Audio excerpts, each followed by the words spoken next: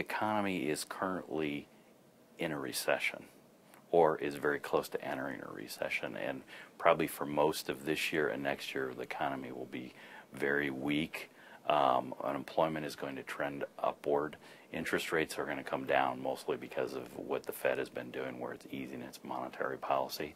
And the big concern that I think investors and average people should have is what's going to happen to the dollar. They should watch the dollar closely as to what relates to a market basket of foreign currencies. The dollar could go into somewhat of a free fall against the yen, or similar to like what they have with the yen against other currencies like the euro and things, and that would be very, very bad for our economy because people would stop investing money in the United States.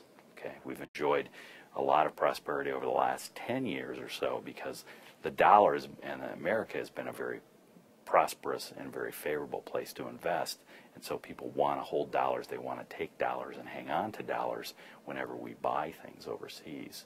Okay, but if any of our foreign trading partners say or oil companies decide that they are not going to take dollars, okay, in exchange for like oil or anything we would be buying, that would be very, very bad for us.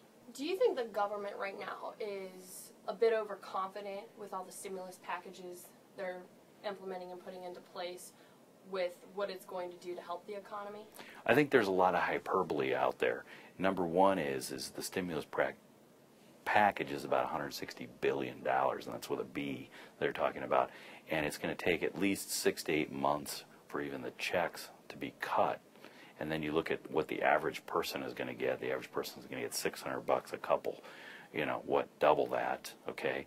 And I just don't think it's enough really to do anything. And the biggest drag on the economy right now is housing, and there's a huge oversupply of housing out there, and it's going to take probably 18 to 24 months to work off a lot of this supply. I mean, that's one of the reasons why the economy the last 3 to 5 years have been doing fairly well despite other weaknesses, was because of housing. Housing was propping things up. Well, now housing is in the dumpster, and there's all this housing inventory off, and even though rates have come down and there's all this sort of fanfare, Wall Street is saying, well, wait a minute, rates were cut very ambitiously by the Federal Reserve, and the reason the Fed reacted so quickly was they must think that things are a lot worse than they actually are. And I think Wall Street's not buying it, and I don't think people are going to buy it because it isn't going to do any good if you don't have a job. The fact that mortgage rates are down, you're still not going to buy a house. How do you explain then the dramatic upturn that we experienced last week, that Wall Street skyrocketed after slumping down? Well, I think that was just kind of a knee-jerk reaction immediately when rates were cut, that the markets reacted.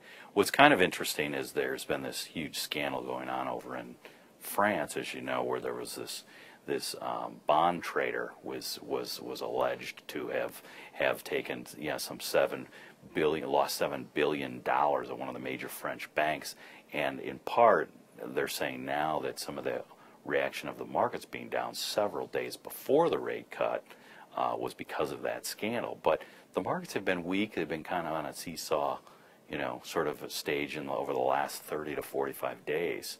And we're seeing the markets have come down off the highs steadily since last summer as the housing market has weakened. And speaking of international, what do you think the downturn in America's economy will have on the international spectrum? Well, I think the downturn is probably going to hurt some of the other economies in the world, because if Americans stop spending and stop buying the goods that are being produced in places like China, that's going to have a detrimental effect toward China or to Europe.